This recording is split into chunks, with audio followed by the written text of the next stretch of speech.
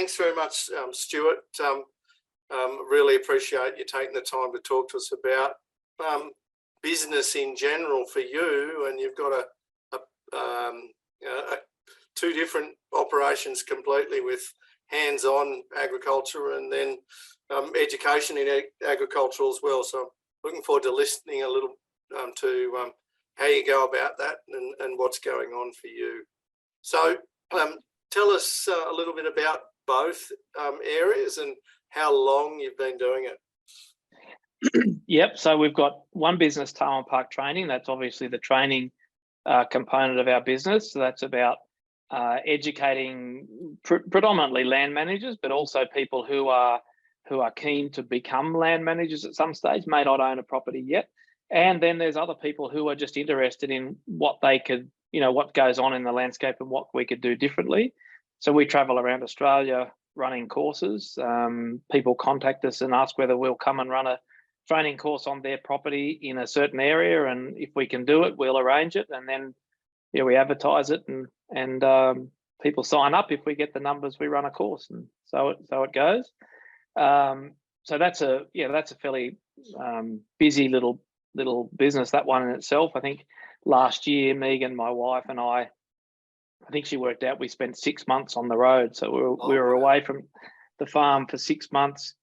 So we're either up here on this farm for the rest of the time or on our farm at Rylestone. So otherwise in the car driving around. I think at the end of last year, we left the farm up here in Queensland in the 1st of October, got back here the 2nd of December, and we had 10,500 Ks under our belt in that little bit of time. So yeah, pretty busy.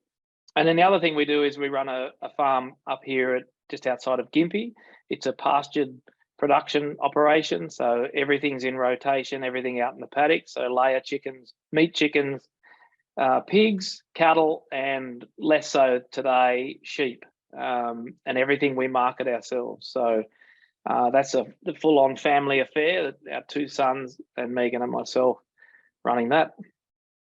And if I said particularly, there's 2 different ideal customers. So for the training side, who's your ideal customer? The ideal customer is the person that takes our training and implements something on their land, which is probably the most difficult component to, and the frustrating part to training, I guess, is getting people to actually take the information they've learned and implement it. Because if they don't implement it, then we're all wasting our time.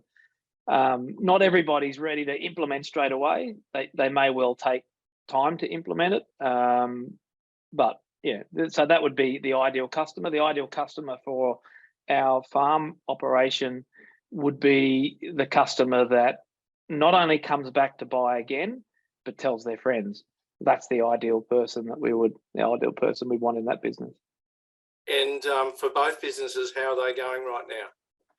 Yeah, good. Both of them are climbing. There's always those few difficulties that we have in both. Sometimes in the farming business, finding the customers.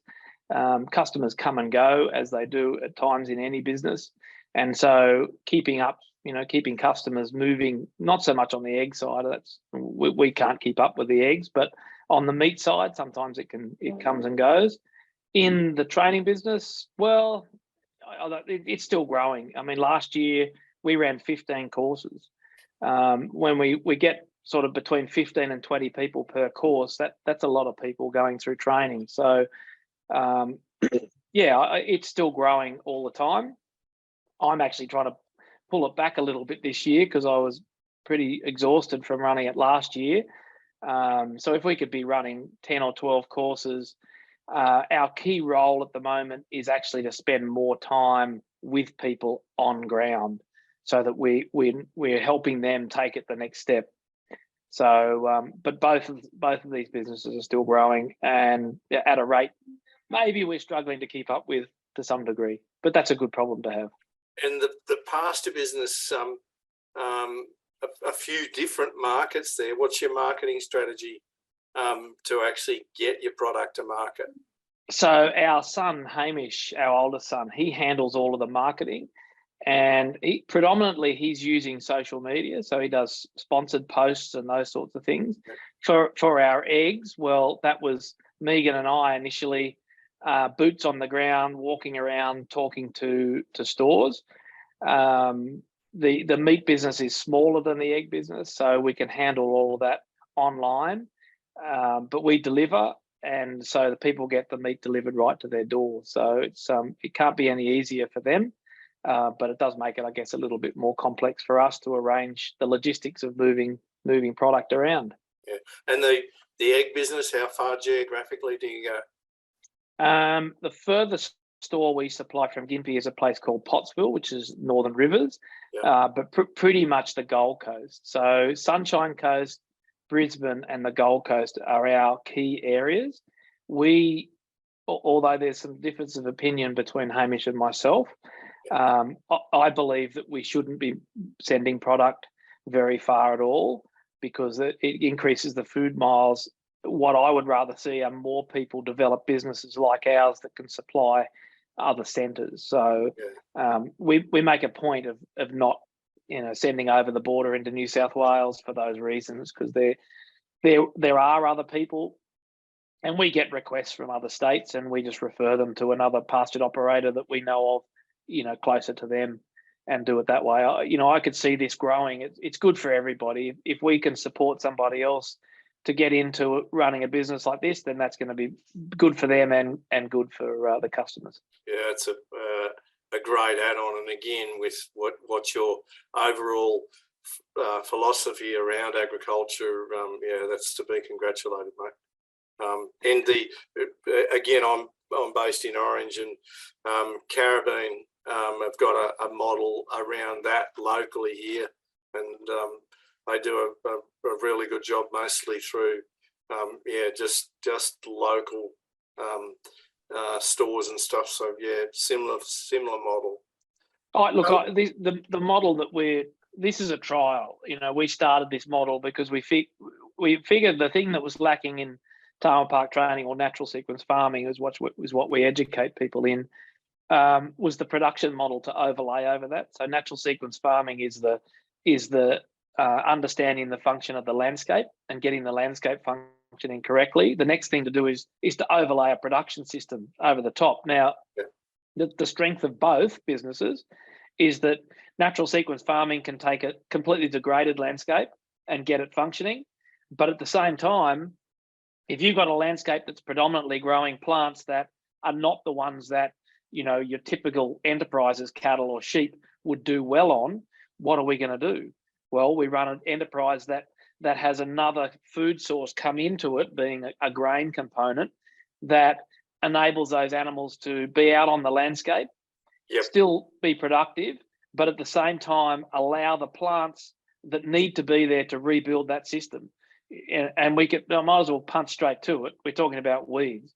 Weeds are the builders of landscape, and they do the fastest job. If we interfere with them, we hold that progression back. So if we can have a production system, if a farmer can have a production system that allows the plants to do what they need to do, they disappear faster, and we're profitable, straight away. Otherwise we go into a landscape and go, right, we're going to convert this over to run cattle, without even asking the landscape whether it's got any capacity to do that or not. And I think that's a big problem in farming. So that's where the two overlay over the top of one another. Yeah, great. Interesting. Again, great philosophy, and then to combine both and be able to show people, that's amazing. And I know that 12 months ago we were definitely on the COVID. What are we going to do? What are we going to do? It's just interesting to hear what you did through COVID, and more to the point, what are the things you've actually retained in your business since COVID that you learnt during COVID? Well, I guess once again, both businesses performed differently during that time. So with the training business, we had lots of difficulty because of the state rulings. Every state was different. Some wouldn't let us go over the border. Others would let us go over the border, but not let us come back. Being the state we live in most of the time, it was definitely a shutdown situation. And so we had to postpone a number of courses, which is why we were so busy last year, because we were trying to catch up. Retained. Well, we've been working at it now for 12 months. We're already working at it, and that's an online component to our course, so that in the event that we have shutdown periods, we can still keep progressing with our course, or a portion of our course anyway, the part that's more theory based rather than the practical component. So that's still progressing. Hamish, our oldest son, he's building all of that at the moment, but it's a work in progress. With the farm business, Forage Farms, it was there was a big setback there. We lost our cafe and restaurant trade overnight. So we dropped 50 boxes of eggs, which is 50 times 15 dozen. It's a lot of eggs to drop out of the marketplace. But the very same week we lost 50 boxes of eggs, we gained 100 boxes of eggs in dozen packs, so the retail arm. And that really hasn't changed. We're still struggling. I'm pretty sure this week we pack our eggs tomorrow, and I think we're going to be short by 30 or 40 boxes of eggs again this week. So that's still continued. What have we continued? I guess more being closer to the customer, I guess. So being able to deliver more. We're already fairly well situated anyway, given the way our operation runs, to deal with a thing like COVID. We can't deal with the rulings. We were considered a necessary business, whatever they called it at the time. So we were able to continue to deliver most of the time without coming under police scrutiny or anything. So, but probably lifting the delivery side has been probably one of the things we take out of COVID, for sure. Yeah. And if we talk about business overall now, you've been in business for yourself for some time. If you had one particular lesson that you wanted to share with others as a business owner, what would it be? Yes, I didn't finish answering your question before either. You did ask me how long we've been running the businesses for. Tarwyn Park Training was started in 2012, so just over 10 years now. Forage Farms, the business up here in Queensland, we started this business in 2015. So not that far apart to start two businesses. I will say, though, it was never our intention to move up to Queensland to run this business. We had a manager here to run it. That didn't work out. So we found ourselves up here running that as well, which, as I said, was never my plan. But, best plans are always sometimes given a kick up the butt. So, yeah, the biggest lesson, becoming a business owner, I guess communication and flexibility. There's two. We have a big problem, I think, with communication broadly, everywhere. It doesn't matter. It's not just in business, all around. We don't communicate. A lot of the time people are too scared to say what they need to say, but you need to be able to communicate. You need to be able to communicate civilly with people so that everybody understands where you're coming from. And truth, honesty. Another thing that's been lost at the same time as communication is honesty. Once again, people are sometimes scared to be honest. And I know why, because honesty scares people. A lot of the time, if you're honest, people run a million miles, except the people that you want. The people that you want around you will be drawn to you because of your honesty. So I guess they're a couple. But for me, that's the way we run in business. We're honest and we try to communicate, as well as we possibly can. And who has been your most inspiring mentor along the way? Most inspiring mentor. Well, look, I think my family, I would have to say. I'm not going to put anyone in particular. I think my family, there's components of everybody that have inspired me. My dad, Peter Andrews, he's inspired me. obviously with the training that he started all that off. There's lots of other things that he's done that I probably considered not to be inspiring. But on that level, he's been inspiring. My wife, Megan, she's very inspiring. I mean, very tough. She's, you can see running 2 businesses. She's hopped in. We're a bit of a lunatic family, the Andrews. So she's jumped into a bit of a lunatic family. So she inspires me and our boys. Hamish is 23 and Lachlan's 20. Lachlan's he runs the business, the operations manager up here. He's got 6 or 7 staff underneath him, so he's inspiring. And Hamish, his ability to do stuff is inspiring. So yeah, that's probably where an environment where you've got your family, and family businesses don't necessarily, in my experience, all work as well as they could and should. But look, Mark. If I look at the family business, I'll have to include my mum in there too. She's very inspiring because she's had to put up with a lot of stuff over the years, and she still keeps plugging away. So she's definitely not left out of the mix. Look, yes, I know from the way my family, as in my mum and dad and my siblings, how we got along or didn't, compared to Hamish, Lachlan, Megan, and I. I mean, we live in the same house together, and we work together day in, day out. Now, I think that's pretty amazing because, yeah, you're right. Most people don't, and we do that, I think, through communication. If someone's got a grievance, they air it. Don't sit there and dwell on it, and just get it out, deal with it, and move on. And that's pretty much how we run everything. So yeah, no, it's good. And again, when you add that other word of honesty in there, that's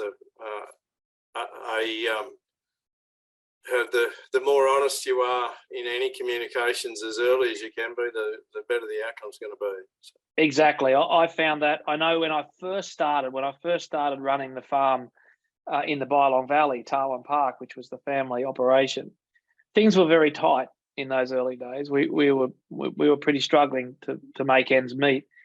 But I knew that if I needed something, I'd go to businesses in town. These were businesses in Mudgee.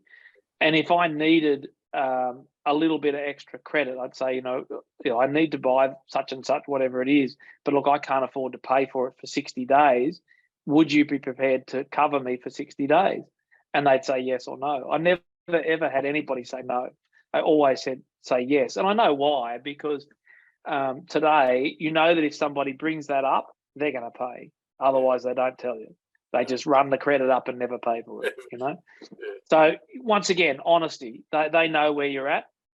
And if you're honest, then they're prepared to take a bit of a risk on you. The biggest challenge of overcoming in business today? The biggest challenge.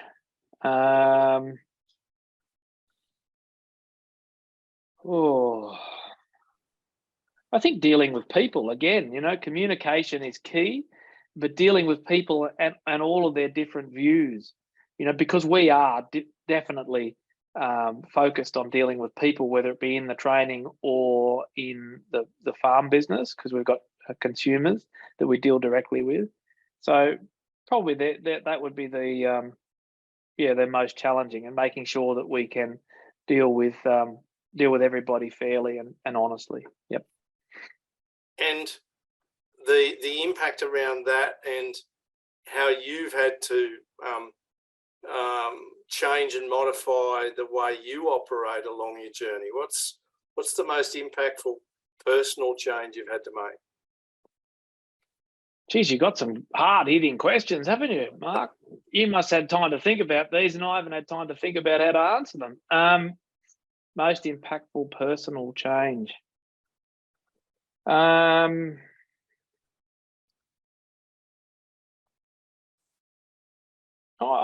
think being more easygoing. I think, and allowing things to slide. I'm a bit of a perfectionist. I like things to be right, but realizing that what I consider to be right is not necessarily the same as everybody else's view, and just being prepared to roll with that and go, yeah, okay, no worries, that's fine. we'll work with it. It's not worth the argument or anything. Just let it slide. Everybody's going to do the best. All you got to do is ask people to give their best, and whatever that is good enough for me. Yeah, so probably that. And what's the future look like for both businesses? Oh, yeah, busy. I think scaling is it's always a complex thing in business, is to be able to scale, but scale without losing your core values, which is something, once again, that I see as a big problem in farming or in agriculture, whatever you want to call it. A lot of people scale and they scale successfully, but it's not necessarily beneficial for everything. You know, it might be beneficial financially, but may not necessarily be beneficial for the landscape. You know, you may see suffering, long term. That's right. So being able to scale is always a difficult thing. So yeah, that'll be something that we'll have to work on moving forward. We're constantly training people, so but it takes time to train people. You train people up that can do what we do, and then you allow them. It's always been a bit of a rule, I guess, in both of our businesses. Like, if you want to step up, you must train somebody to do your role. When you've trained someone to do your role, then you can move up. And that's pretty much how we started. So when we first started this business up here, I was out in the paddock all the time, you know, moving the chickens, doing all that sort of stuff. Hamish was working alongside of me and I was teaching him. And then he took over from me. I had to move more into the training. So he took over that role more as general manager. And then Lockie finished school and Lockie stepped in and Hamish trained him to be operations manager.